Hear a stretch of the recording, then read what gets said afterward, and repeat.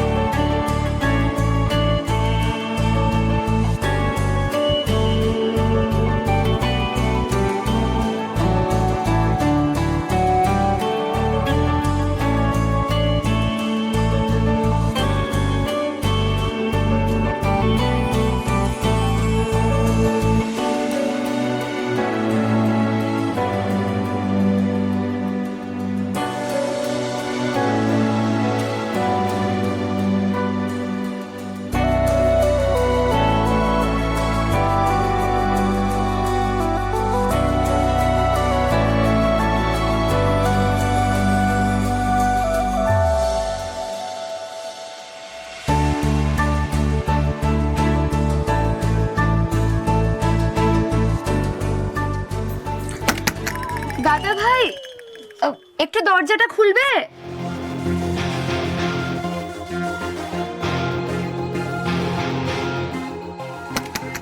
দাদা ভাই,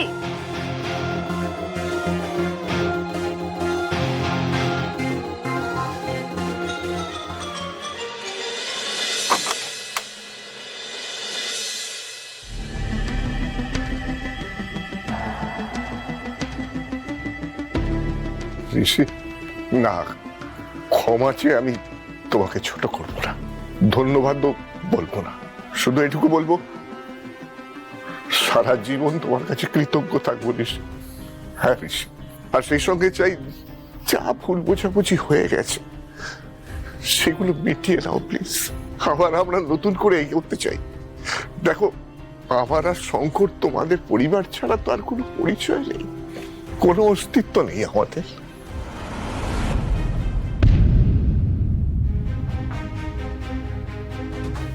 প্লিজ, আর আমার এই পরিবার তো তোমাদের উপরই ডিপেন্ড করে আছে।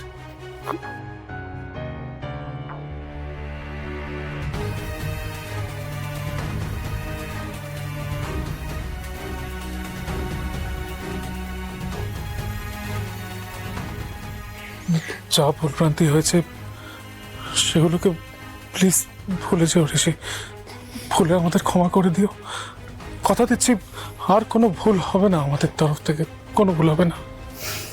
ঠিক আছে, এসব কথা নিয়ে আর আলোচনা করার কোনো দরকার নেই। শুধু এইটুকু বলবো, পুরনো সব কিছু ভুলে আবার নতুন করে শুরু করো। যার বেশ যেন সততা হয়। এর থেকে বেশি আমার আর কিচ্ছু বলার নেই।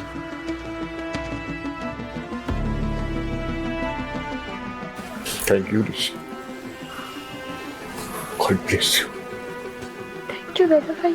Thank you.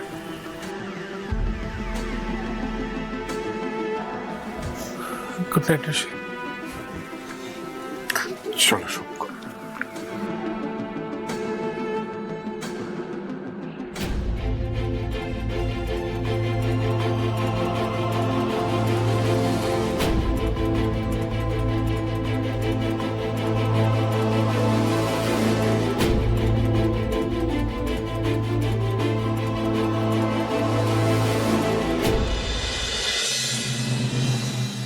প্লিজ বাবা, আমি যে সিদ্ধান্তটা নিয়েছি প্লিজ আমাকে পালন করতে দাও। আরে বাবা, সেটা তুই পালন কর না, আমি কি কখনো তোকে বারণ করেছি?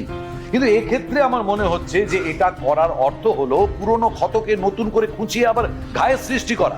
দেখ, যেটা আস্তে আস্তে সময়ের গহ্বরে চাপা পড়ে গেছে সেটা নতুন করে জাগিয়ে তোলার আর কোনো অর্থ হয় কি ঋষি? কিন্তু বাবা, যে কোনো জিনিসকে বেশি দিন জোর করে চাপা দিয়ে রাখা যায়? বরং আমরা যতই লুকোনোর চেষ্টা করি সেটা অন্যভাবে আমাদের সামনে চলে আসে, তাই নয় কি মা? বিতান মিত্রর ব্যাপারটা তো এতদিন ধরে চাপা ছিল, তোমরাও তো অনেক চেষ্টা করেছিলে সেটাকে লুকিয়ে রাখার, কিন্তু কি হলো আলটিমেটলি সত্যিটা সবার সামনে চলে আসলো। হ্যাঁ, তাতে ভালোই হলো, আমি যে নির্দোষ, আমি যে কিছু করিনি সেটা সবার সামনে প্রমাণ হলো। তোমাদের মনে আমাকে নিয়ে যা ডাউট ছিল সেটাও তো ক্লিয়ার হলো, বলো? তাই আমি একটা কাজ করব বলে ঠিক করেছি, সেটা তোমাদের সাথে শেয়ার করতে চাই।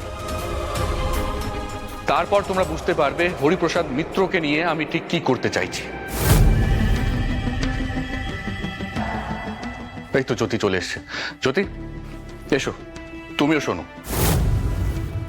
জ্যোতি, ভালো হয়েছে তুমি এসে গেছো। ঋষি তখন থেকে কি সব বলে যাচ্ছে আমি তো কিছুই বুঝতে পারছি না, মাথায় কিছু ঢুকছে না, তুমি জিজ্ঞেস করে দেখো। কি হয়েছে? আমি হরিপ্রসাদ বাবুর শ্রদ্ধাঞ্জলির আয়োজন করতে চাই। মানেটা কি ভাই? তুই কেন হরিপ্রসাদ মিত্রকে শ্রদ্ধাঞ্জলি দিতে যাবি? কারণ আছে দিদি ভাই, আমি বড় করে ওনার একটা স্মরণ সভার আয়োজন করতে চাই, একটা বিজ্ঞাপন দিতে চাই বড় করে, সমস্ত নিউজ পেপারে থাকবে, সমস্ত নিউজ চ্যানেলে থাকবে, যেখানে পরিষ্কারভাবে লেখা থাকবে যে ওনার মেয়েরা যেখানেই থাকুক না কেন এসে আমার সাথে একবার যেন দেখা করে। আমি ওনাদের সাথে একবার কথা বলতে চাই। ওদের জীবনে যত খারাপ ঘটনাগুলো ঘটে গেছে আমার দ্বারা যতটা পসিবল আমি সেটার প্রতিকার করতে চাই। তাদের বাবা তাদের দাদাকে তো ফেরত দিতে পারবো না, তাই আমার পক্ষে যতটা সম্ভব আমি তাদের হেল্প করব। ওদের পাওনা টাকা আমি ওদের ফেরত দিতে চাই।